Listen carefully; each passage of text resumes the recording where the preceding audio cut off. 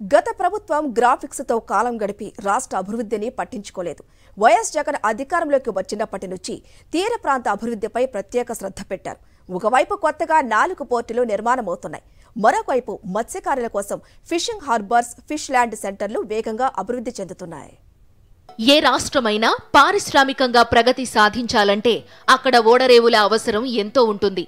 ఖచ్చితంగా 974 కిలోమీటర్ల పొడవైన సుదీర్ఘ సముద్ర తీరమున్న ఆంధ్రప్రదేశ్లో ముఖ్యమంత్రి వైఎస్ జగన్మోహన్ రెడ్డి అధికారంలోకి వచ్చిన వెంటనే పోర్ట్ల నిర్మాణంపై దృష్టి పెట్టారు.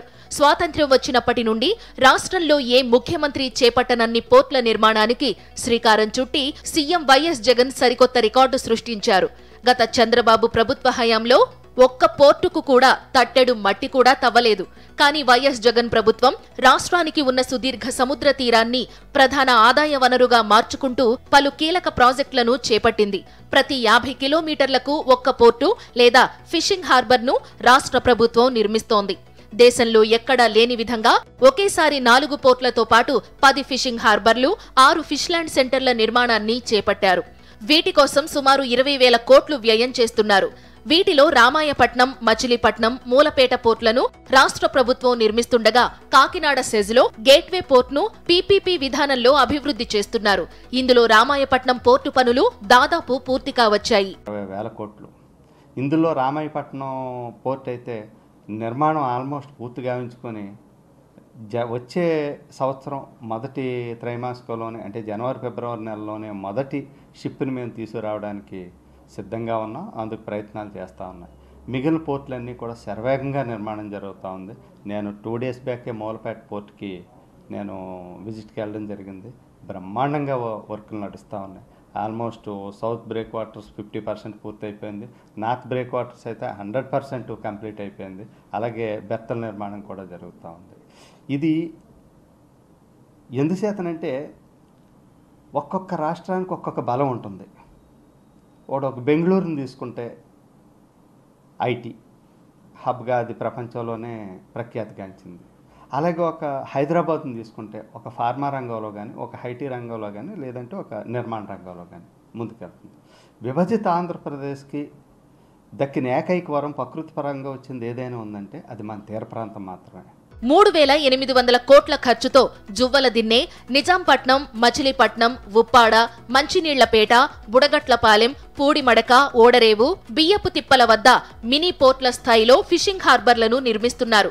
వీటికి అదనంగా బోట్లను సురక్షితంగా నిలుపుకుని చేపలను ఒడ్డుకు చేర్చుకునేలా 6 ఫిష్ ల్యాండింగ్ సెంటర్లను రాష్ట్ర ప్రభుత్వం అభివృద్ధి చేస్తోంది. విశాఖపట్నం జిల్లా భీమిలి, అనకాపల్లి జిల్లా రాజయ్యపేట, దొండవాక, విజయనగరం జిల్లా చింతపల్లి, తిరుపతి జిల్లా రాయదరువు, కాకినాడ జిల్లా ఉప్పలంకల్లో ఫిష్ ల్యాండింగ్ సెంటర్లను అభివృద్ధి చేస్తున్నారు. ఇంతకాలం రాష్ట్రంలోని మత్స్యకారులు సరైన వసతులు లేక చేపల వేటకు గుజరాత్, తమిళనాడు, పశ్చిమ బెంగాల్ వంటి రాష్ట్రాలకు వలస వెళ్లేవారు. వైఎస్ జగన్ పాదయాత్ర సమయంలో మత్స్యకారుల ఇబ్బందులను గమనించి అధికారంలోకి రాగానే ఫిషింగ్ హార్బర్ల నిర్మాణం చేపట్టారు. City industrially or let it be in the IT side, and we have 2 major ports in Visakhapatnam, the major Visakhapatnam port, we have the Gangavaram port. Towards the south we have the Kakinada port, and towards the north, towards Srikakulam, we are coming up with a new port, Molapeta port, which would cater to the hinterlands of Chhattisgarh and southern parts of Odisha as well. So as you know, the natural resource to the state is the longest coastline, the 974 kilometer coastline, which is enabling our industrial progress.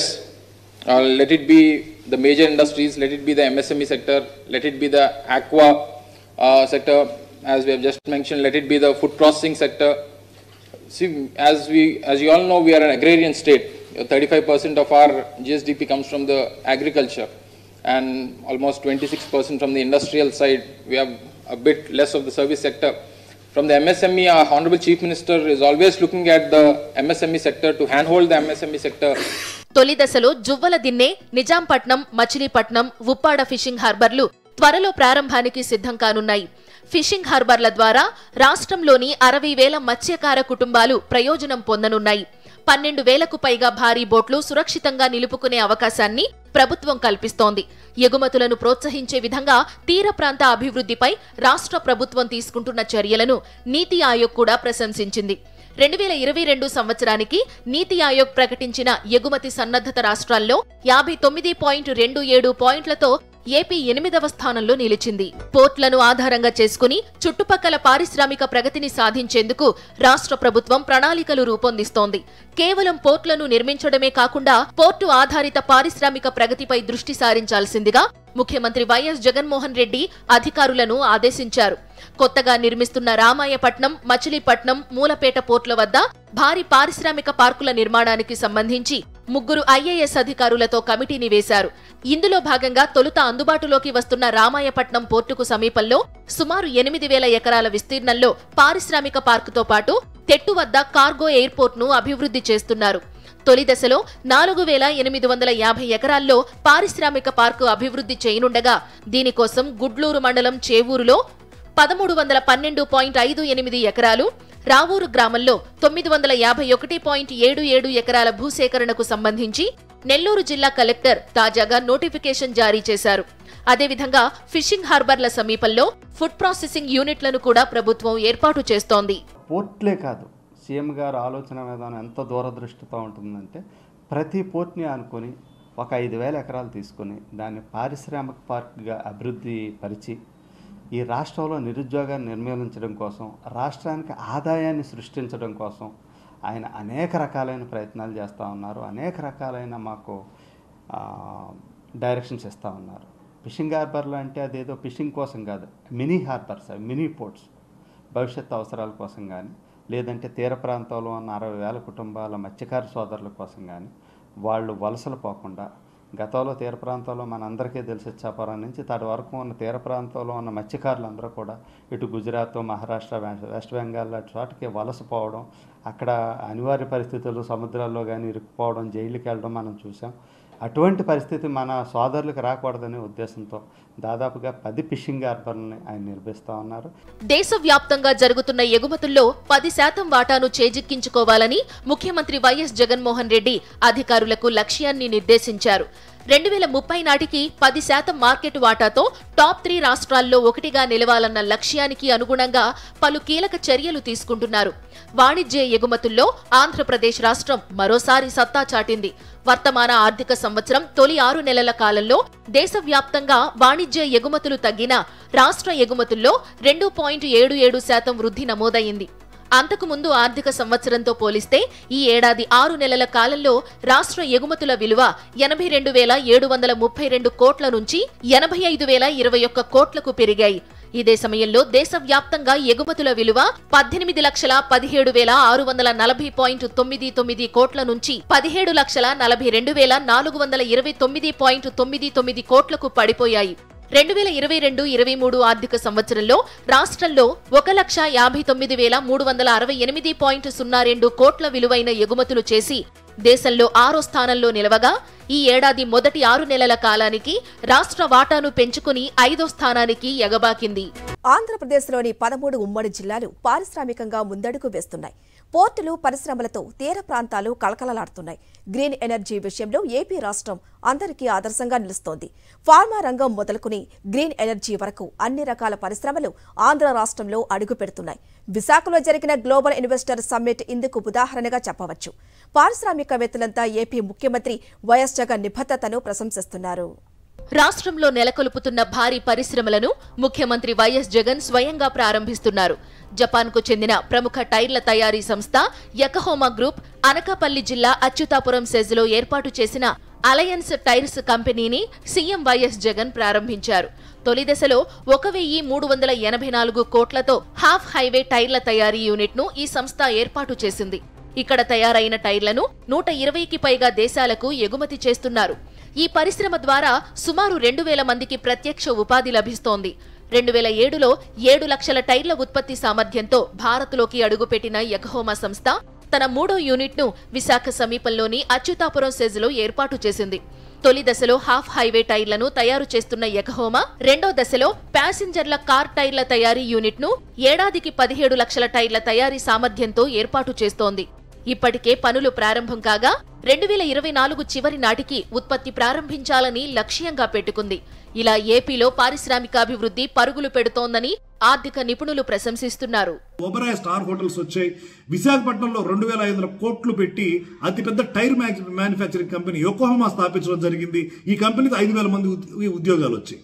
ఇది కాకుండా Shri City ఏరియాలో మరో company Amber Enterprises India AC unit, ఇది 8/10/2021 పూర్తిగా జగన్మోహన్ రెడ్డి గారి ప్రభుత్వంలో శంకుస్థాపన జరగడం, అతి వేగంగా దానికి సంబంధించినటువంటి అనుమతులు ఇవ్వడం, ప్రొడక్షన్ 2 సంవత్సరాల్లో కేవలం ప్రొడక్షన్ కూడా స్టార్ట్ అయిపోయింది. 8/1/2023 నుంచి కూడా ప్రొడక్షన్ స్టార్ట్ అయింది. దీనిలో దాదాపు 2,000 మంది ఉద్యోగులు పనిచేస్తున్నారు. 250 కోట్ల రూపాయలు పెట్టుబడి పెట్టడం చూస్తూ ఉన్నాం.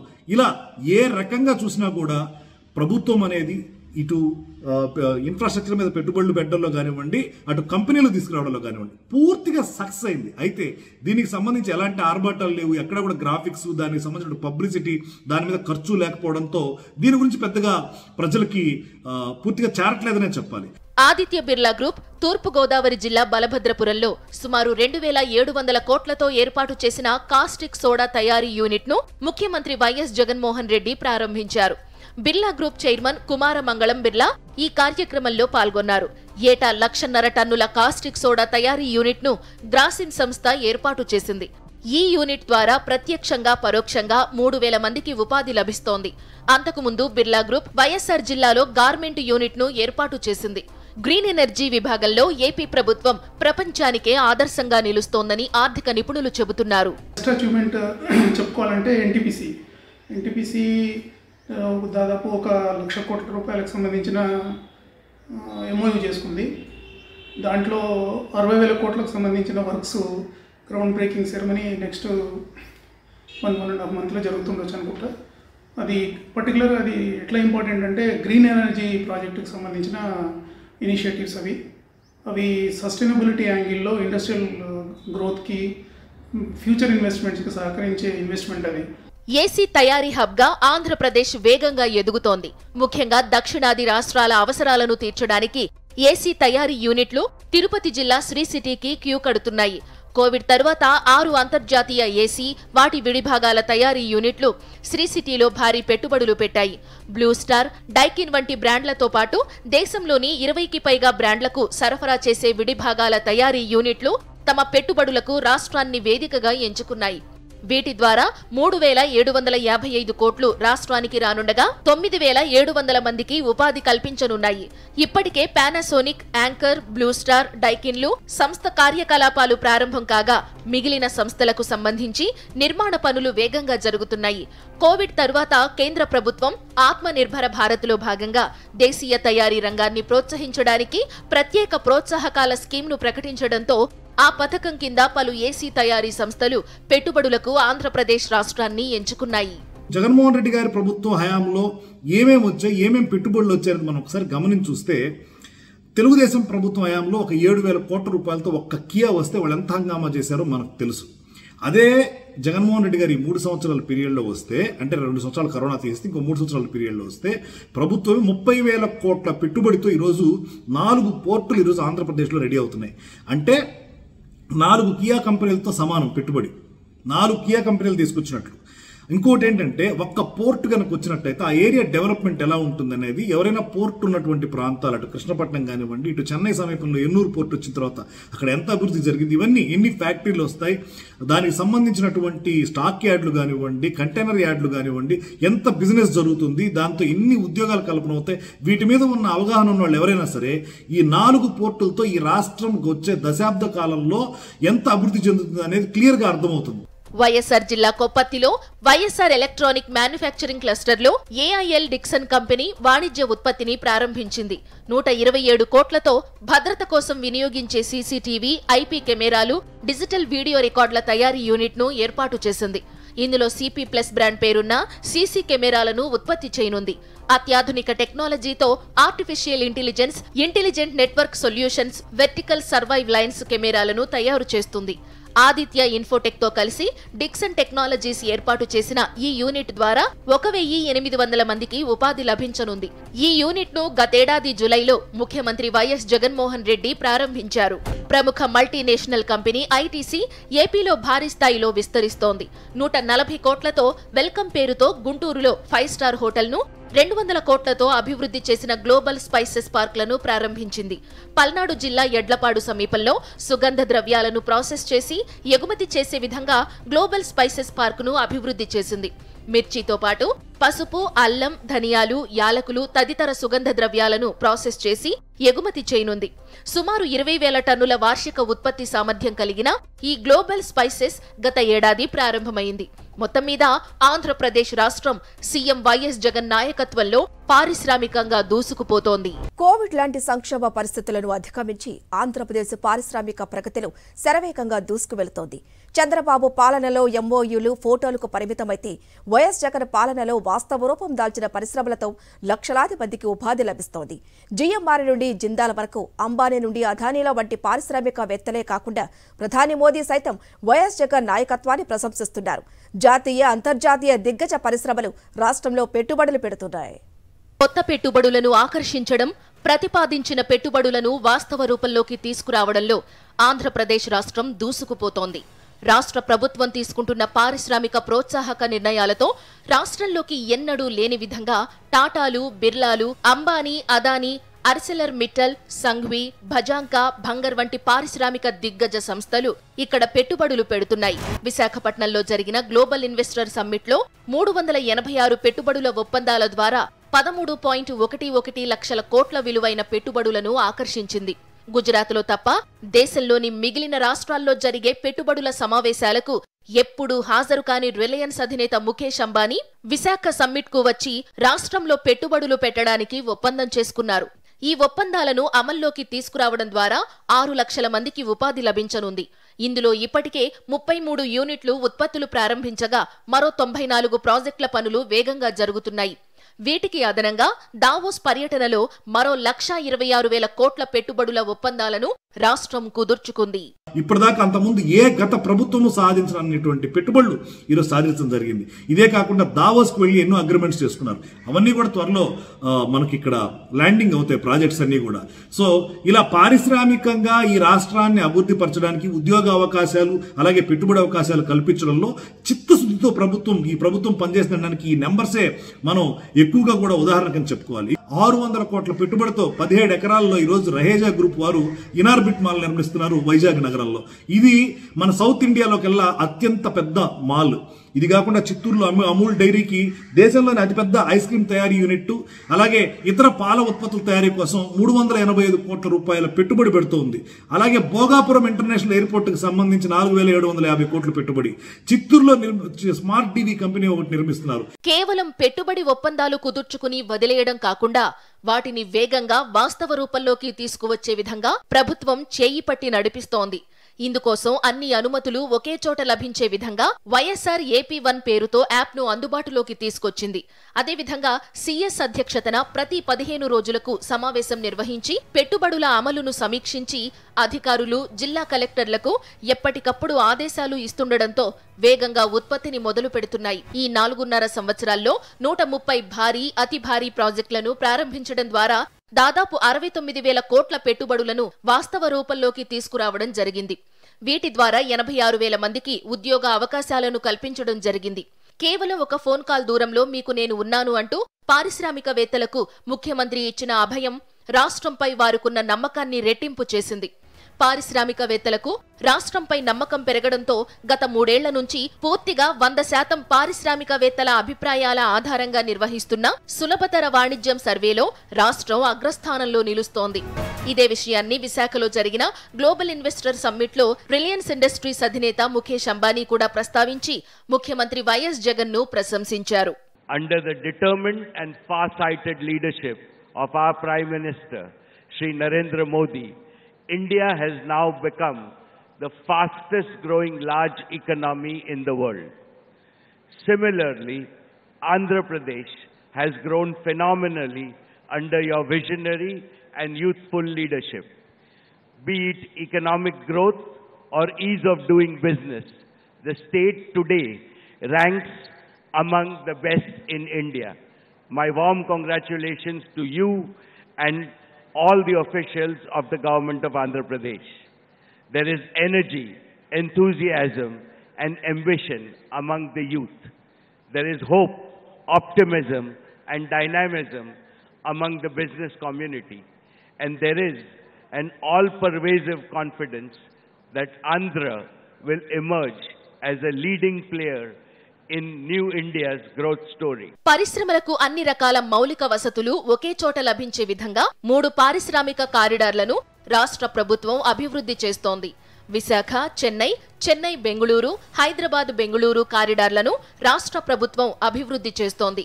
విశాఖపట్నం చెన్నై పారిశ్రామిక కారిడార్ అభివృద్ధిలో భాగంగా రాష్ట్ర ప్రభుత్వం 2 గ్రీన్ఫీల్డ్ ఇండస్ట్రియల్ నోడ్లను తీర్చిదిద్దింది. లాస్ట్ 5 years లో మీకు చెప్పుకోదగ్గ బ్రాండ్ పర్టికులర్గా క్లస్టర్ బేస్డ్ డెవలప్మెంట్ అనేది ఆంధ్రప్రదేశ్లో ఇన్వెస్ట్మెంట్స్కి ప్రధాన కారణం. ఇప్పుడు తిరుపతి జోన్ ఉందనుకోండి, ఎలక్ట్రానిక్స్ క్లస్టర్ ఉన్నది. కర్నూలు ఏరియాలో సిమెంట్ ఇండస్ట్రీస్ బాగా డెవలప్ అవుతున్నాయి. ప్రకాశం జిల్లాలో సిమెంట్ ఇండస్ట్రీస్, అదేవిధంగా శ్రీకాకుళం జిల్లాలో ఫార్మా ఇండస్ట్రీస్. ఇట్లా క్లస్టర్ బేస్డ్ అయ్యేసరికి చాలా వరకు ఇదవుతున్నాయి. అట్లానే బిర్లా గ్రూప్ కావచ్చు, లేకపోతే జేఎస్డబ్ల్యూ కడప స్టీల్ ప్లాంట్ పెడతా ఉంది. సో మేజర్ కార్పొరేట్ బ్రాండ్స్ అన్నీ కూడా ఆంధ్రప్రదేశ్ వైపు చూస్తున్నాయి. సో ఐ థింక్ నెక్స్ట్ 4-5 yearsలో మరింత ఇన్వెస్ట్మెంట్ ప్రోన్ ఆపర్చునిటీస్ ఎక్కువ కనబడుతుంది. విశాఖపట్నంలోని నక్కపల్లి, రాంబిల్లి క్లస్టర్లను చిత్తూరు నోడ్లో భాగంగా ఏర్పేడు, శ్రీకాళహస్తి పారిశ్రామిక క్లస్టర్లలో అంతర్గత మౌలిక సదుపాయాలను కల్పించారు. వీసీఐసీ ప్రాజెక్టుకు సంబంధించిన ఎక్స్టర్నల్ సదుపాయాల కల్పనలో భాగంగా తిరుపతి స్పెషల్ జోన్లోని నాయుడుపేట, అనకాపల్లి స్పెషల్ జోన్లోని అచ్యుతాపురంను పారిశ్రామిక ప్రాంతాలుగా అభివృద్ధి చేసింది. ఏపీ ప్రభుత్వం ఇస్తున్న ప్రోత్సాహంతో తాము పోర్ట్లతో సహా మరిన్ని రంగాల్లో పెట్టుబడులు పెడుతున్నట్లు Adani ports CEO Karan Adani global investor summit లో చెప్పారు. Ambuja and ACC Cement, the cement arm of the Adani Group. As part of our expansion plans, in the coming years, we will be setting up 2 plants in Kadapa and Nadikudi with a total capacity of 10 million tons per annum.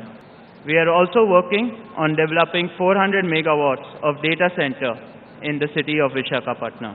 These projects will not only bring further investment, but will also create employment opportunities and also demonstrate our commitment to the sustainable growth of state of Andhra Pradesh. Let me now turn to Adani Foundation, which is the community engagement arm of the Adani Group. The Adani Foundation has remained deeply committed to making strategic social investments for sustainable outcomes throughout India. I am glad to share that our footprint in the state of Andhra Pradesh is getting bigger as I speak on this occasion. పారదర్శక పెట్టుబడుల కోసం YS Jagan ప్రభుత్వం రానున్న 5 ఏళ్ల కాలానికి గాను పారిశ్రామిక అభివృద్ధి విధానం తీసుకువచ్చింది. గతంలో లేని విధంగా వైఎస్ఆర్ జగనన్న బడుగు వికాసం పేరుతో ఎస్సీ/ఎస్టీ పారిశ్రామికవేత్తల కోసం ఒక ప్రత్యేక పాలసీని జారీ చేసింది. ఈ విధానం ప్రకారం 9140 ఎంఎస్ఎంఈలు ప్రోత్సాహకాలకు అర్హత పొందాయి. గత ప్రభుత్వం పెండింగ్లో పెట్టిన 3409 కోట్ల ప్రోత్సాహకాలను గత 3 ఏళ్లలో వైఎస్ జగన్ ప్రభుత్వం చెల్లించింది. ఇది పారిశ్రామికవేత్తలకు సంబంధించి AP CM YS Jaganmohan Reddy ఇచ్చిన కమిట్మెంట్.